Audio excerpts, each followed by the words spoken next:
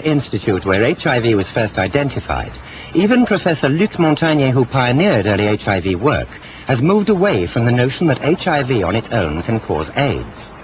Had he always believed it was sufficient to cause the disease? At first, yes, we thought we had the best candidate for this virus to be the cause of AIDS. But after a while, even from the beginning actually, we thought maybe for the activation of that virus in cells, we need some cofactors.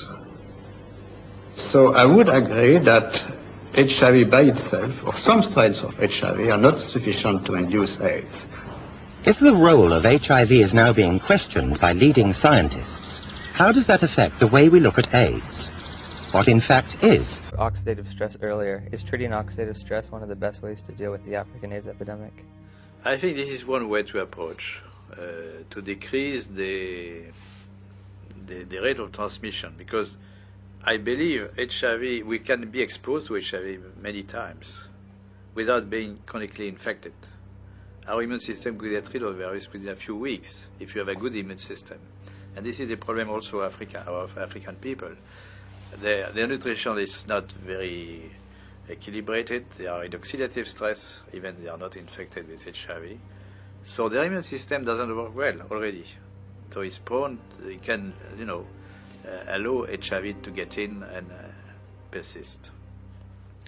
So there are many ways which are not the vaccine, the magic name, the vaccine.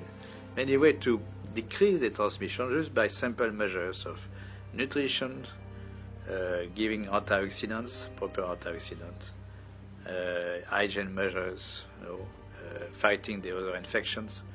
So they are not spectacular, but they could, decrease very well the epidemic to the level they are in Occidental countries, Western countries. If you have a good immune system, then your body can naturally get rid of HIV. Yes. Oh, interesting. Do you think we should have more of a push for antioxidants and things of that nature in Africa than antiretrovirals? We should push for more, a combination of measures, antioxidant, but nutrition, advice and nutrition, fighting other infections, malaria, tuberculosis, parasitosis.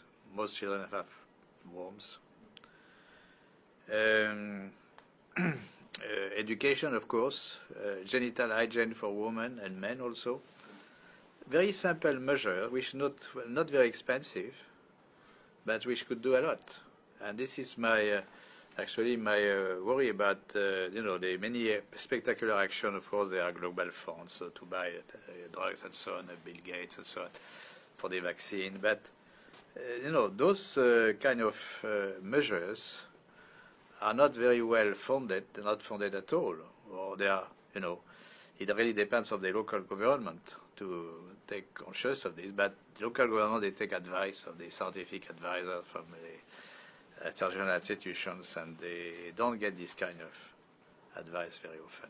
There's no money in nutrition, right? There's no profit. There's no profit, yes. The water is important. Water is key. Now, one thing you said, you were talking about the fact that if you have a built immune system, it is possible to get rid of HIV naturally. If you take a poor African who's been infected and you build up their immune system, is it possible for them to also naturally get rid of it? I would think so. Okay, that's an important. It's point. Important knowledge which is completely neglected. People always think of drugs and vaccine. So this is a message which may be different from what you heard before, no? The closing? No. Yes, my message is different from what you heard from Fauci or. Yes, it's a little different. It's a little different. Ayer le quería referir ese tema. Uno de los propios supuestos descubridores del HIV ahora aparentemente entra en esta postura. Sí, pero Carlos, no se haga ninguna ilusión con que Montagnier se va a retractar. No. Mire, Montagnier sabe perfectamente que el HIV es la causa de nada, él sabe, pero no tiene el valor y el coraje de decirlo claramente. ¿Por qué? Porque entonces sería una cosa, una estafa haber ganado un premio Nobel por un virus que ni siquiera existe. Entonces él ha estado tratando como de nadar en agua dulce y en agua salada, diciendo que sí, que el HIV solo no causa el SIDA, que tiene que ser con otros factores. Entonces, por eso en el año 2000 yo escribí un artículo que dice: los cofactores de que habla Montagnier son la verdadera causa del SIDA y no necesitan ningún virus para causar la enfermedad. Ajá. Entonces, yo no se hagan ilusiones con que Montagnier se va a retractar. Jamás. Mire, él vive de los dineros del premio Nobel, él vive de las regalías que le dan por las pruebas para HIV. O sea, es todo un mare magnum de corrupción dentro del ambiente académico y científico y aparentemente científico del mundo. Y las personas del mundo, el problema, ¿por qué sucede eso?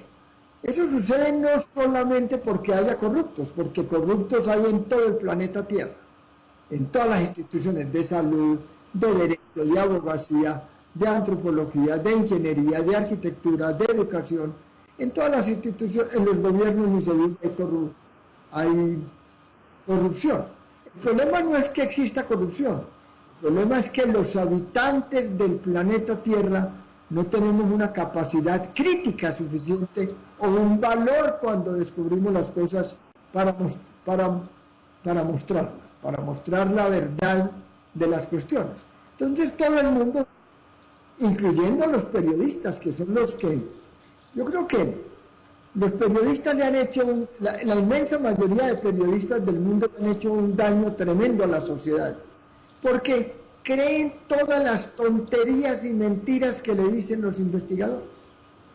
Entonces, son muy pocos los canales como el de ustedes que presentan las verdades, no importa el precio, no importa el precio. Mire, durante muchos años que a mí me persiguieron cuando viví en Estados Unidos, 20 años, eso cada 6 meses era una investigación contra mí del Ministerio de Salud, de todo.